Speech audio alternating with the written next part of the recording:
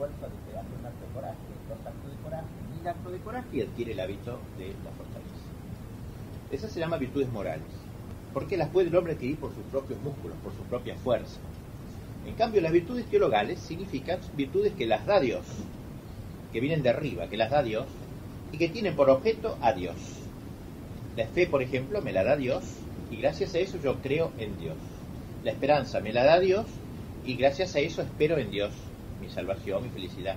La caridad me la da Dios, y gracias a eso amo a Dios y al prójimo en Dios. O sea, lo propio de la virtud teologal es que tiene como principio y como fin a Dios, y que no la puedo yo adquirir a fuerza de voluntad. No la puedo adquirir a fuerza de actos que yo repita, a fuerza de músculo, digamos así, de decir, quiero tener esperanza teologal, quiero, no, por más que quiera, si Dios no me la da, es un don de Dios. ¿Ven la diferencia, pues, entre las virtudes que puede tener cualquier tipo, cualquier ser humano, y estas virtudes teologales que son un regalo, que son un don de Dios? Pues bien, decimos que la esperanza es una virtud teologal, que quede bien en claro esto. Y tiene diversos fundamentos. El primer fundamento es la omnipotencia auxiliadora de Dios. O sea, la esperanza nuestra del católico cristiano se funda en la omnipotencia de Dios. Linda esa idea. O sea, no se funda en mis capacidades, ni en la confianza que tengo en mí, que ya sé que soy una porquería, soy tan deleznable y confío tan poco en mí. Se funda en la omnipotencia de Dios. Es decir, Dios es de una soberanía infinita. Su poder no tiene límites, ni lo tienen por consiguiente los medios que desea aplicar para su designio. O sea, Dios nada lo sujeta, Dios nada lo modifica, nada lo circunscribe. Y si dicta leyes, Él está por encima de sus propias leyes. Pues bien, este es el ser de quien depende mi salvación. Eso me da confianza. Si dependiera de mí solamente. Depende de ese Dios. Ese es el ser en quien se funda mi esperanza. Ese es el Dios que me dicta como precepto esperar en Él. Me manda que espere en Él. Linda esta idea. O sea, Dios solamente no funda mi esperanza, no solamente funda mi esperanza, sino que me manda que espere en Él. Y el segundo fundamento de la esperanza es la divina misericordia. Lo que aquella soberanía de Dios tiene de absoluta, eso mismo tiene de ilimitada su bondad. O mejor dicho, Dios es la bondad misma. Con lo cual enunciamos otra perfección de su ser, otra razón para poner en Él nuestra esperanza. Dios es bueno como no puede serlo sino Él. Podríamos decir que comparada con su bondad, la bondad de la Santísima Virgen, por ejemplo, ni siquiera podría llamarse bondad. Porque es tan infinitamente superior la bondad de Dios a la de la Virgen, a la cual tanto queremos y en la cual tanto confiamos, que la bondad de la Virgen casi no debería ser nombrada nota, ni siquiera la del corazón humano de Cristo. Aún la bondad de ese corazón tan grande, el corazón de Cristo como hombre, puede ser comparable a la bondad de Dios. Por eso cuando un día uno le dijo a Cristo, buen maestro, el maestro, ¿por qué me llamas bueno? Dice, solo Dios es bueno. Es decir, quería decir eso Cristo, que su naturaleza humana, por más buena que fuese, comparada con la bondad de Dios, ¿no? Bueno, ese es el segundo fundamento entonces de nuestra esperanza teologal, la misericordia, la bondad de Dios. El primero era la fortaleza, el primero era la omnipotencia auxiliadora de Dios. Segundo, la bondad infinita de Dios. Y el tercer y último fundamento de la esperanza es la fidelidad de Dios a sus promesas. O sea, Dios ha empeñado su palabra y Dios es fiel a su palabra, ya que las palabras de Dios permanecen para siempre. Dios nos ha empeñado su palabra. La palabra empeñada es lo más grande, lo más sagrado entre las cosas humanas. Palabra de honor, decíamos antes. Hoy eso es un chiste casi, pero por lo menos esa expresión antes era muy importante. Te lo digo, palabra de honor. Era una palabra donde se jugaba. Pues bien, Dios tiene palabras de honor, digamos. Ese Dios que dijo y las cosas fueron hechas, sus palabras se realizan. Comparada con la inmutabilidad, con la fuerza de la palabra divina, toda palabra de los hombres es leve paja. Pues bien, esa palabra, creadora y conservadora, es la que se ha empeñado por nosotros. ¿Qué ha dicho Dios a favor de nosotros? Podemos leer en la Sagrada Escritura, pues ¿qué? Responde el Señor a su pueblo, ¿puede la mujer olvidarse de su niño sin que tenga compasión del hijo de sus entrañas? Pues aun cuando ella pudiese olvidarle, yo jamás me olvidaré de ti. Qué impresionante esta idea. Dios se compara no solo con un padre, ¿no? Lo llamamos Padre nuestro.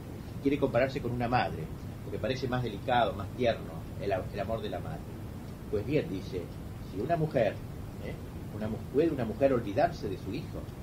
No tener compasión de su hijo, dice, pude ser, pero si, aun cuando ella te olvidara, yo jamás me olvidaré de ti. Dios habla como mi madre. Yo estoy como acunándome en los brazos de Dios. Ese es el Dios que me protege. Ese es el Dios que ha comprometido su palabra. Yo no me olvidaré de ti, nunca te abandonaré. Y también, yo mismo te llevaré en mis brazos hasta la vejez, hasta que encanezcas. Yo te hice y yo te llevaré y yo te salvaré. Bueno, uno se confía en eso, uno se confía en esas palabras de Dios, ¿no?, que ha dicho al pueblo de Israel y a la iglesia, y en la iglesia a cada uno de nosotros. Cuando Israel era niño, dice el último texto de Oseas, lo amé, y de Egipto llamé a mi hijo. Yo enseñé a Efraín a andar, los llevé en mis brazos, pero no comprendieron que yo los cuidaba. Con ataduras humanas los atraje, con lazos de amor. Fui para ellos como quien alza un niño hasta sus mejillas. Me inclinaba hacia él y le daba de comer. Como se compara a Dios con una madre, pues lo levantó hasta sus mejillas. La besaba, le daba de comer. Así nos trata nosotros a Dios, aunque quizá no lo entendamos ahora. Estas son las palabras de Dios a las cuales Dios no puede no ser fiel. Estos serían, pues, los tres fundamentos de nuestra esperanza: la omnipotencia de Dios, la misericordia y la fidelidad de Dios. La omnipotencia se ve corroborada por la misericordia y por la fidelidad. Podríamos decir que esta virtud grande y teológica y teologal de la esperanza tiene como dos sustratos, dos puntales, digamos así. Son dos virtudes muy lindas de las cuales ahora vamos a hablar, y son la virtud de la magnanimidad y de la humildad. Son como dos virtudes morales. Estas sí que son virtudes que no necesariamente las puede dar Dios, las puede adquirir el hombre por su fuerza, Dios también la puede dar, pero son dos virtudes que están como sustentando la virtud teologal de la esperanza. Y vamos a hablar pues de esta virtud tan linda, la magnanimidad ante todo. Es una virtud de la que muy poco se habla, y viene de magna anima, magnanimidad, magna anima, alma grande. La magnanimidad sería la tensión del ánimo hacia las cosas grandes. El hombre magnánimo es aquel que sueña con hacer grandes cosas. Es lo contrario del pusilánime, pusila anima, alma pequeñita, miserable, de alma de conventillo, digamos así, ¿no?, que está siempre, se ahoga en vasos de agua, que siempre todo ve problemas. Todo lo contrario del alma magnánima. El alma que sueña que tiene aspiraciones grandes, que no se contenta con lo chico, magna, alma grande, que tiene magnanimidad entonces el que se exige lo grande, el que se dignifica con lo grande. Y esta virtud tan linda de la magnanimidad tiene su raíz en la confianza intrépida que tiene el hombre en las altas posibilidades de la naturaleza humana. Esta es la magnanimidad. Y cuando la magnanimidad se relaciona con la esperanza teologal, nos impulsa a lograr el bien más difícil de lograr, mi salvación eterna, la visión de Dios, la vida eterna. Magnanimidad, entonces, una virtud que tanto necesitamos en nuestro tiempo, que es parte de la fortaleza y que tiene íntima relación con la paciencia, que es parte también de la fortaleza. La paciencia a veces la tomamos como una virtud, qué sé yo, del tipo que aguanta cualquier cosa, que le insulta, ni siquiera. La paciencia, dice Santo Tomás, es la parte más difícil de la fortaleza. ¿Qué es la paciencia? Es el resistir en las circunstancias difíciles. En la fortaleza hay dos partes: agredir y resistir. Parece que más difícil es agredir, ¿no?, y resistir menos, y no es así, al revés. Agredir cualquiera lo puede hacer. En un momento todos podemos sacar un momento de coraje y ser un héroe de un golpe de repente, ¿no? Pero la paciencia es resistir un día y otro día el ataque del enemigo sin ceder moralmente. Y es más, por eso es una parte de la fortaleza, una parte más noble de la fortaleza. Esa paciencia perseverante, resistir, mantener mi idea, mantener mis principios, a pesar de que todo me lo contraríe, que me ataque, y es un día y otro día. ¿Cuántos se cansan? ¿Cuántos dejan? Bueno, la magnanimidad tiene mucho que ver con esta paciencia así entendida como parte de la fortaleza. La paciencia conduce a la esperanza. Quien va soportando con buen ánimo el dolor acabará sintiendo que su vida se abre hacia una meta consoladora y esperada. Virtud de la magnanimidad, pues, que debemos fomentar y que es uno de los sustratos de la esperanza. Y la otra virtud es la humildad. La humildad, también esta virtud es muy noble, muy linda, y en general uno piensa del humilde como de un tipo que no sirve para nada, no tiene nada que ver eso. La humildad no es el fruto de compararse con los demás, de creerse el más estúpido de todos, el creer que si me ofrecen una responsabilidad no puedo. Eso es humildad. Ir una esquina, siempre soy el último, no asumo ninguna responsabilidad. Eso no es humildad, eso es una caricatura de la humildad. La humildad es la virtud que se produce cuando me comparo con Dios. no con los demás, sino con Dios. Yo puedo compararme con los demás, por ejemplo, y saberme más inteligente que otros, propongamos, ¿no? Pongamos, puedo saberme más inteligente que mi vecino. Eso no es falta de humildad. Sí, sí es cierto, no es falta de humildad. Yo me puedo saber más valiente que otro, no es falta de humildad eso. Humildad no quiere decir creerse el más estúpido de todos. Humildad es compararse con Dios. Y en la comparación con Dios sí somos miseria, somos polvo, somos nada. Eso es humildad, la relación, la sujeción a Dios que tiene que tener el hombre. La humildad entonces es la actitud del hombre ante la faz de Dios. Humildad es saber que hay una gran distancia entre el Creador y la criatura, y reconocerlo simplemente. Es la dignidad propia del hombre ante Dios, la humildad. El humilde. La esperanza exige la humildad, obviamente. ¿Por qué? Porque la esperanza es una actitud de ponerse a la espera de que Dios me dé un don, y parece que ser humilde. El orgulloso no quiere recibir nada. El soberbio no tiene nada que recibir, está lleno de sí mismo, no quiere recibir, no es mendigo. Somos mendigos de Dios todos nosotros. La humildad nos pone pues en esa actitud de mendicidad, de tender la mano, de esperar mi salvación. Digamos así, no me rogo un derecho de salvarme, sino que espero de Dios, de su liberalidad, de su generosidad. Magnanimidad y humildad son las dos bases, digamos, morales de esta virtud teologal de la esperanza. Y podríamos decir que el ejemplo supremo de estas dos virtudes es la Virgen María, la Virgen Santísima. Porque ella precisamente soñó con grandes obras, hizo en mí grandes cosas, dice el que es poderoso. Ella colaboró en la obra más grande que se ha realizado en el mundo, la redención de la humanidad. ¿Qué obra mayor podía haber que esa? Pues ella fue la primera colaboradora de esa obra con Cristo. Magnanimidad, alma grande. Ella sí que no tenía alma de conventillo. Vivía en Nazaret, vivía en un pueblito chiquito, pero su corazón era grande como el mundo. Estaba vibrando por las grandes cosas. Magnanimidad, por una parte. Y humildad, por otra. Ella se sentía frente a Dios nada. Miró la humildad de su esclava, dice en el Magnificat. Eso es lo que miró Dios en ella, la humildad. O sea, ella juntó estas dos virtudes, magnanimidad y humildad. Y por eso en el Magnificat, ese himno que ella cantó, dice en una de sus frases, hizo en mí grandes cosas el que es poderoso. Hizo en mí, habla en voz pasiva, es la voz de la humilde. Hizo en mí, no es ella la que obró, es Dios en ella, a través de ella. Pero grandes cosas, sabe que ella hizo una gran obra, y eso no es falta de humildad, que colaboró como nadie en la obra de la redención. Miró la humildad de su esclava, por eso la llamarán bienaventuradas todas las generaciones. Dos virtudes que hay que unir. Tenemos que unirla en nuestra vida cristiana, en nuestra vida católica. La magnanimidad y la humildad. Cuando se juntan estas dos virtudes, tenemos al católico en su punto, digamos. Tenemos al militante católico en su punto.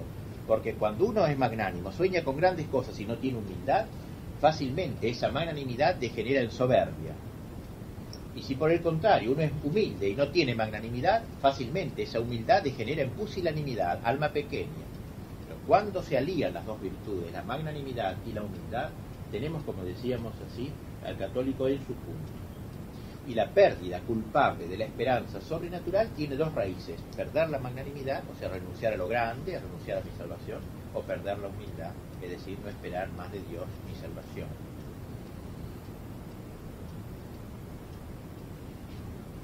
En esta virtud de la esperanza, para ir terminando en esta primera parte, en esta virtud de la esperanza ocupa, o como es obvio, un lugar muy importante Cristo. Cristo no tuvo esperanza, así como Cristo no tuvo fe. Ustedes dirán, qué raro decir eso, claro, no tuvo fe, porque la fe es creer en lo que no se ve. Y Cristo tenía la visión de Dios, Él era Dios encarnado, desde el primer instante de su concepción, Él veía a Dios y por tanto no tenía fe.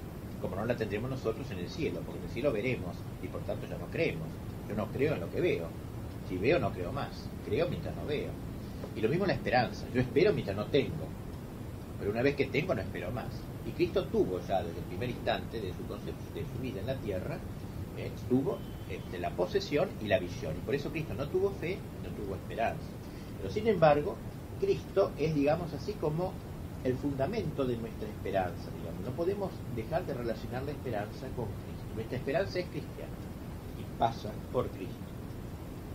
Y así la epístola a los Hebreos relaciona nuestra esperanza con la victoria de Cristo y su ingreso en el cielo. Dice así esto: tengamos firme consuelo los que corremos, hasta dar alcance a la propuesta esperanza, la cual tenemos como segura y firme áncora de nuestra alma, y que penetra hasta detrás del velo, a donde entró por nosotros como precursor Jesús, instituido pontífice para siempre. Un poco difícil este texto.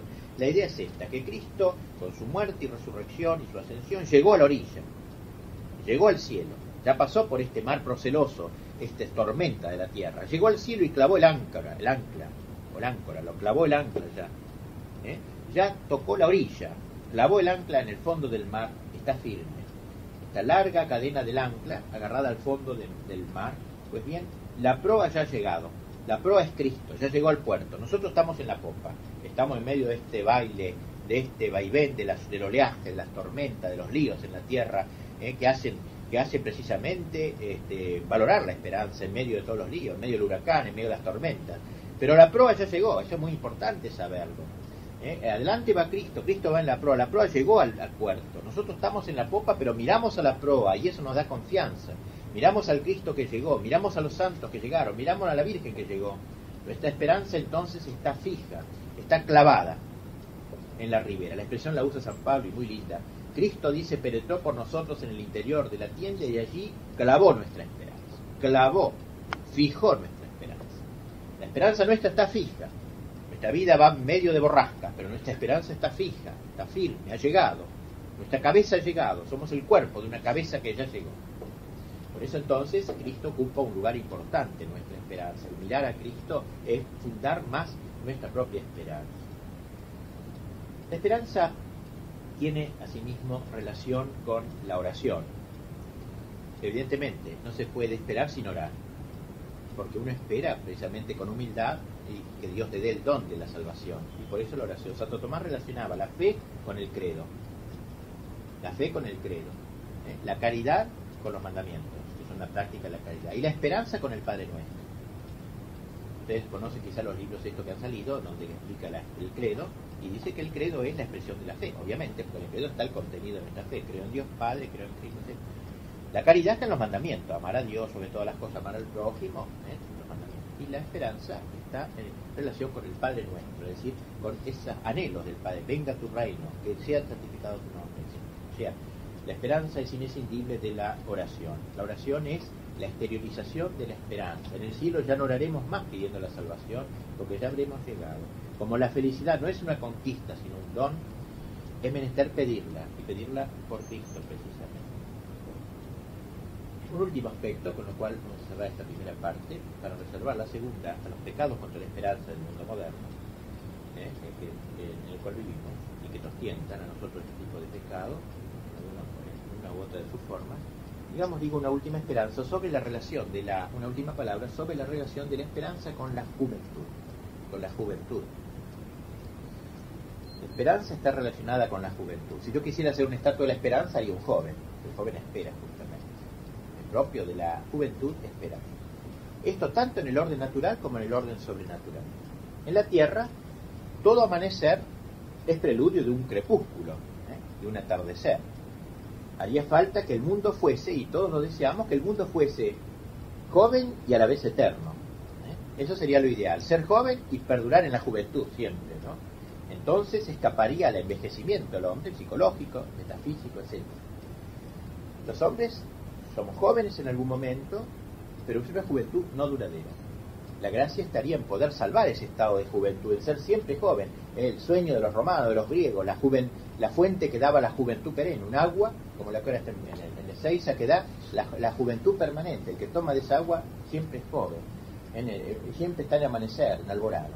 Y por eso, es por esta idea, la figura del joven ha sido en toda la historia siempre el símbolo eterno de la esperanza, lo mismo que de la magnanimidad, del gran acción grande. La esperanza humana surge de la energía juvenil y se agota con ella. Ese es el asunto. Se agota cuando se termina la juventud. La juventud es causa de la esperanza. ¿Por qué? Porque la juventud tiene mucho futuro y poco pasado. Y por eso puede esperar mucho. Y así, al ir declinando la vida, el hombre se va cansando y la esperanza se va agotando. ¿Por qué? Porque cada vez tiene menos futuro el anciano y mucho pasado. El joven tiene poco pasado y mucho futuro. Sin embargo, esto es lo que pasa en el orden natural. En el orden sobrenatural, la esperanza sobrenatural ocurre lo contrario. ¿Por qué? Porque no solo no está ligada la esperanza teologal a la juventud natural, sino que fundamenta una juventud mucho más esencial. ¿Por qué? Porque le da al hombre tanto futuro esta esperanza en la eternidad, nada menos, que el pasado más largo y más rico aparece como poco pasado. Así que aunque uno tenga 90 años, esos 90 años no son nada al lado de la eternidad que le espera. Y por eso entonces esta esperanza funda otra juventud, digamos así. Una juventud que no se gasta con el tiempo, sino que por el contrario se va como sonriendo ya a su plenitud, a su llegada a la eternidad. Está emparentada esta esperanza aún del anciano con la intrepidez tan típica del joven. Y por eso decía San Agustín que Dios es más joven que todos. Dios es joven. ¿Por qué? Porque si bien Dios tiene un enorme pasado, la eternidad, Dios no es viejo. Dios nunca es decrépito, porque tiene un inmenso futuro, un infinitud, la eternidad también. Por eso Dios es joven.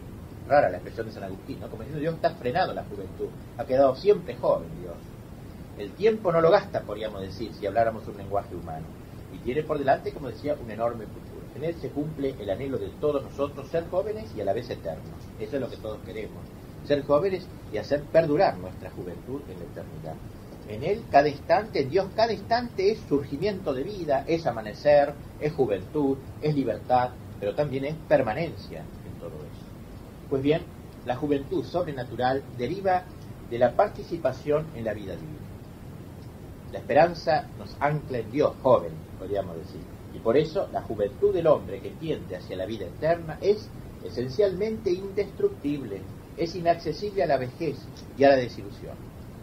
Es toda la diferencia que hay entre un anciano, digamos, sin esperanza y un anciano con esperanza. ¿Qué diferencia? El anciano sin esperanza culmina una vida sin sentido, no sabe por qué vivió, y ahí termina todo su ser. El anciano con esperanza está, ya su frente y se ilumina, digamos, por los fulgores de la victoria final. San Pablo lo ha expresado eso con palabras precisas cuando en la segunda epístola a los Corintios dice: mientras nuestro hombre exterior se corrompe, el interior se renueva de día en día. O sea, al mismo tiempo que nuestro hombre exterior se va arruinando, corrompiendo por los años, las enfermedades, los achaques y todo, el hombre interior se va renovando de día en día. Es esa eterna juventud. La esperanza, pues, tiene que ver con la juventud. La esperanza da juventud al alma, y una juventud indestructible, a pesar de todo lo que nos pueda pasar en la tierra. Bien, hasta aquí entonces unas consideraciones sobre esta virtud, y vamos, como dije, en la segunda parte a hablar sobre los pecados contra la esperanza, los pecados personales e históricos también, institucionales, contra la esperanza, para luego finalmente terminar con una exhortación a que esta virtud la hagamos la presentación de esta virtud teologal de la esperanza, de lo que Santo Tomás llama los pecados contra la esperanza. Pero lo vamos a aplicar a los pecados actuales. Mejor son los mismos que dice Santo Tomás, pero lo vamos a dar una explicación también histórica, digamos, en lo que pasa ahora, en el mundo moderno. Hay dos pecados posibles contra la esperanza. Uno, digamos, que anticipa la no plenitud de la esperanza, que es la desesperación. El desesperarse de la salvación, ¿no? Y otro que se llama la presunción. Vamos a explicar enseguida qué significa eso, presunción. Desesperación y presunción. La desesperación, ante todo, sería la anticipación de la no plenitud, digamos. No es simplemente cuando yo digo hoy me siento desesperado, como una cosa psicológica, sino algo más profundo. Es la desesperación radical, con perdón de la palabra, ¿no? Radical del hombre, o sea, en su raíz. Es decir, el hombre que se desespera sustancialmente ya. Una decisión voluntaria. Acabaré mal. Ya estoy resuelto a eso, ya estoy seguro que acabaré mal. Puede haber desesperaciones en la vida de diversas clases, pero que no afectan a la esperanza más profunda, ni tienen importancia definitiva. Por ejemplo, yo puedo desesperarme, qué sé yo, de no salir bien en un examen o de no conseguir trabajo. O sea, desesperaciones más periféricas, digamos así. Y por otra parte, un hombre desesperado en su fondo más último puede mostrarse completamente optimista ante los demás. O sea, una persona que, como puede pasar en mucha gente de hoy, que no tenga ninguna esperanza, desesperado totalmente, pero que se ríe carcajadas, o sea, exteriormente no manifiesta nada. Y Piper, ese gran filósofo contemporáneo, dice que esta es una verdadera virtuosidad del hombre moderno. Es decir, el hombre moderno muchas veces está desesperado, pero no sale de su alma ningún quejido, podríamos decir. Se muestra exteriormente, así en la pavada, en la diversión, extrovertido, pero el fondo de su ser, si uno escapa ahonda un poquito, ve que hay una verdadera desesperación.